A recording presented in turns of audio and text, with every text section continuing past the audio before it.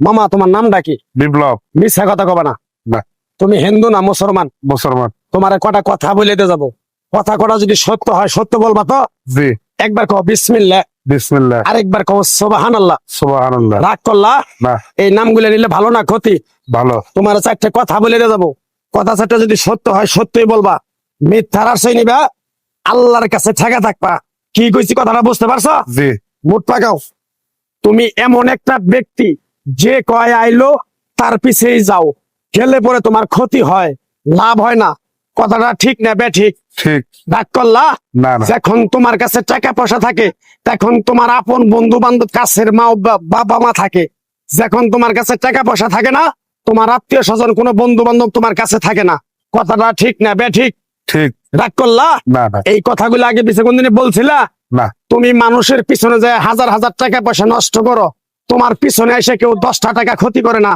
কথাটা ঠিক না বেঠিক? ঠিক ঠিক। আরেকবার কও বিসমিল্লাহ। বিসমিল্লাহ। আরেকবার কও সুবহানাল্লাহ। সুবহানাল্লাহ। বিশ্বাসে বস্তু মিলে তর্কে বহুদূর।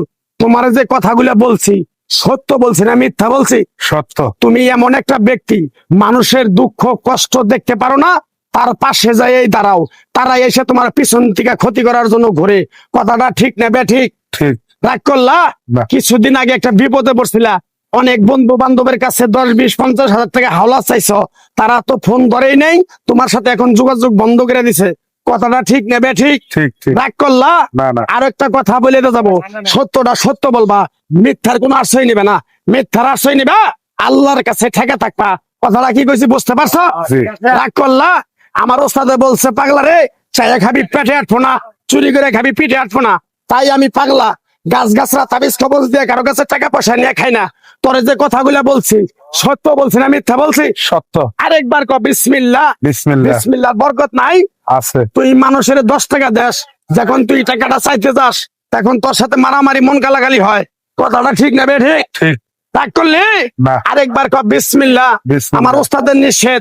এই পাগলা, তুই আমার সাথে 28 বছর ইন্ডিয়ায় থাকলি, তুই বাংলাদেশে চলে যাবি, তোরে এক টুকরা গাছ দিয়ে যাই, এই গাছটা 10টা জায়গায় বিলিয়ে দিবি, তোর জনের উপকার হলে তোর জন্য আমার জন্য দোয়া করব। তাই আমি আমার ওস্তাদের কথা মান্য কইরা, তোর কপাল নসিব ভালো, তোরে আমি এক টুকরা গাছ দিয়ে যাবো, গাছটা নিতে পারবি? হুম। পারবি? পারবো। আরেকবার ক বিসমিল্লাহ। বিসমিল্লাহ। বিশ্বাসে বস্তু মিলে তর্কে বহুদূর। আমার ওস্তাদে বলছে, এই পাগলা, তোর মুখের কথা যদি কেউ বিশ্বাস না করে তার সাথে তুই কথা বলবি না। তাই আমি আমার ওস্তাদের কথা মান্য করে এই তাবিজ গাছ গাছরা দিয়া কারো কাছে টাকা পয়সা নিয়ে খাই না। তোর কাছ থেকে সামান্য কিছু টাকা নিয়ে আমি একসঙ্গে হোটেলে খামু, দিতে পারবি? পারবো। পারবি? পারবো। হাইট লাগবো না, তোর মনটা খুবই বড়। কেউ 50 টাকা চাইলে তারা 5,000 টাকা দিয়ে দেস।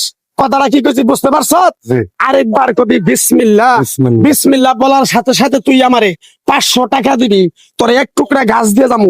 এই গাছটা তুই নিয়ম কারণ মাইনা ব্যবহার করবি, আল্লাহ তোরে মুক্তি করবো। কথাটা কি কইছি বুঝতে পারছো? জি। আরেকবার ক বিসমিল্লাহ। বিসমিল্লাহ। তোরে গাছটা দিমু, টাকা ছাড়াই দিমু, তোরে আমি টাকা নিবো না, মন থেকে তোরে বললাম। গাছটা যদি দেওয়ার পরে তোর যদি উপকার হয়, মসজিদে তুই 20টা বন্দি কিনে দিতে পারবি?